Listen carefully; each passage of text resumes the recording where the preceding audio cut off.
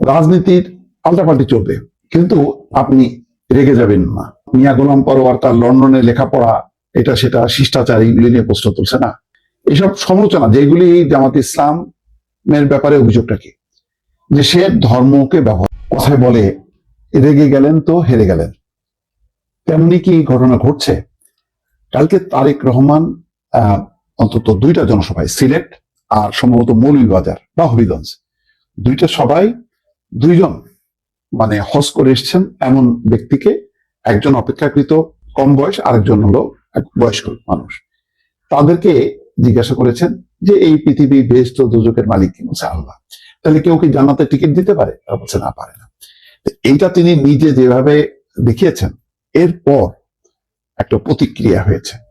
কি প্রতিক্রিয়া হয়েছে? প্রথম প্রতিক্রিয়া দেখেন, মিয়া গোলাম পরোয়ার, সেক্রেটারি জেনারেল জামাতের, তিনি কিভাবে তার রিয়াকশনটা দিচ্ছেন। এই যে রাস্তার সৌজন্যতা, শিষ্টাচার, ওদের সাথে এই কথাটা যায় না, এটার জন্য আমরা তীব্র প্রতিবাদ করি। আমরা ধারণা করেছিলাম যে উনি বিদেশে লন্ডনে গেছেন, লেখাপড়া করেছেন, কিছুটা পলিটিক্যাল ম্যাচুরিটি হয়তো আছে, কিন্তু দেখি যে উনি তো এখন বড় মুফতি হয়ে গেছেন, বিলেত থেকে মুফতি ফতোয়া দিয়ে দিচ্ছেন যে কিনা মুশরিক আর কিনা কাফের।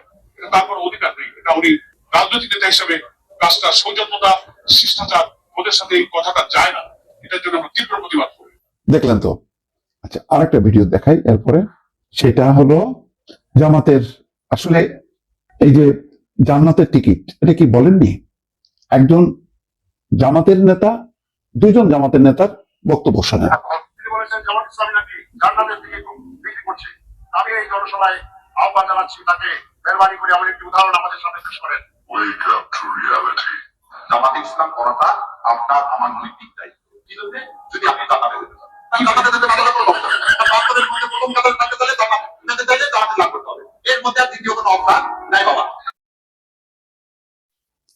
দর্শক কি বুঝলেন?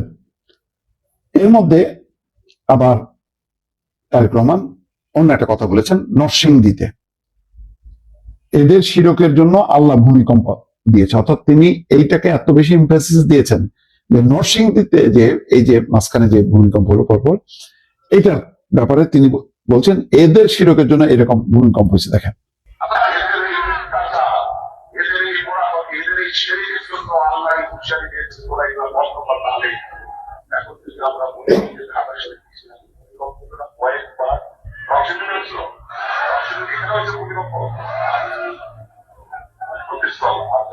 এখন যদি আমরা বলি এদের এই শরীরের জন্য আল্লাহ সতর্ক বার্তা দিচ্ছে, দর্শক দেখলেন? এবং অবস্থা এমন, আজকে সমস্ত উত্তরাঞ্চলের যতগুলো সবাই গেছে, তাদের প্রতিক্রিয়া দেখে বোঝা যাচ্ছে যে কালকে তারেক রহমান যে এই প্রসঙ্গটা তুলে একেবারে স্টেজে মানে একেবারে যারা হজ করে এসছেন তাদের মুখ থেকে বলানোর কারণে প্রচন্ড ভাবে খেপে গেছে। তার মানে ওষুধে কিন্তু কাজ হচ্ছে। কিন্তু জামাতের যেটা দরকার ছিল অন্যভাবে রেসপন্স করা। ওই যে আমি প্রথমে বললাম না, রেগে গেলেন তো হেরে গেলেন। দেখেন এখন রেগে যে কি কথা বলছেন জামাতের আমির।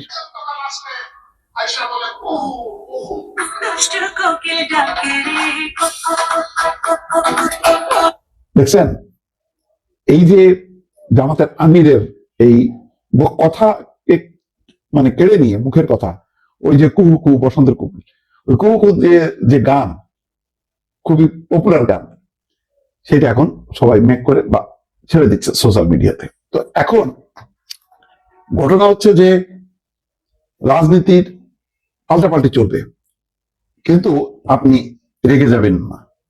এখানে মিয়া গোলাম পরোয়ার তার লন্ডনে লেখাপড়া, এটা সেটা শিষ্টাচার, এইগুলি নিয়ে প্রশ্ন তুলছে না। এইসব সমালোচনা যেগুলি জামাত ইসলামের ব্যাপারে অভিযোগটা কি, যে সে ধর্মকে ব্যবহার করে। তো এই যে ধর্মকে ব্যবহার করে, রাজনীতিতে ধর্ম ব্যবহার করা এবং নির্বাচনের সময় ধর্ম ব্যবহার করা, এটা গণতান্ত্রিক রাষ্ট্রের জন্য ভালো জিনিস না। এবং নির্বাচনী আচরণ বিধিতেও ধর্মের ব্যবহারটা বন্ধ করা হয়েছে এই কারণে যে এর ফলে এক ধরনের উত্তেজনা তৈরি হয়। ভারতের বিজেপি যেই কাজটা করে সেই কাজটা যাতে আমাদের এখানে কোনো ধর্মীয় দল সেটা না করে, এই কারণে এই প্রোটেকশনটা দেওয়া হয়েছে যে রাজনীতিতে নির্বাচনে ধর্মের ব্যবহার করা যাবে না। এখন তারা তো গত 1 বছর নানা এইসব কথাবার্তা বলছে, এখন এইগুলি নির্বাচনের মাঠে যেহেতু এখন প্রধান প্রতিদ্বন্দ্বী বিএনপির জামাত ইসলাম, সুতরাং তাদের কথাগুলোকে খণ্ডাইতে হবে, খণ্ডাইতে গেলে বলতে হবে। কালকে তারেক রহমান ধারাবাহিকভাবে বলে গেছে, একদিনও মানে সবুর হয়নি, তারপরেই তারা এটা কাউন্টার করছে, এবং কোনো কোনো ক্ষেত্রে আবার হাস্যকর হয়েছে।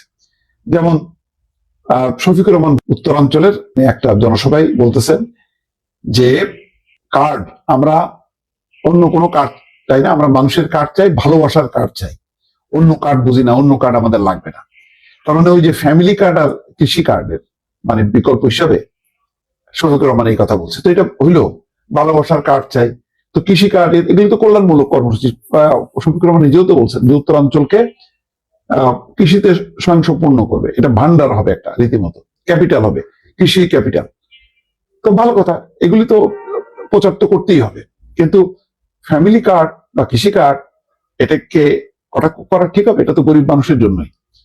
সুতরাং আপনি গরিব মানুষের জন্য কি করেন, আপনিও বিকল্প দেন। তো ওই জন্য শেষ পর্যন্ত বলি, আপনি যদি রেগে যান তাহলে হেরে যাবেন। আপনার প্রতিপক্ষের মানে বক্তব্যগুলোকে খুব সুন্দরভাবে আপনাকে অন্য পাল্টা যুক্তি দিয়ে উপস্থাপন করতে হবে। এমন যুক্তি দেওয়া যাবে না যেটা মানুষের কাছে হাস্যকর হয়ে যাবে এবং মানুষ বুঝবে যে এই তো ধরা খাইছে, এই তো রেগে গেছে, সুতরাং হেরে যাচ্ছে। এটা যেন না হয় দর্শক।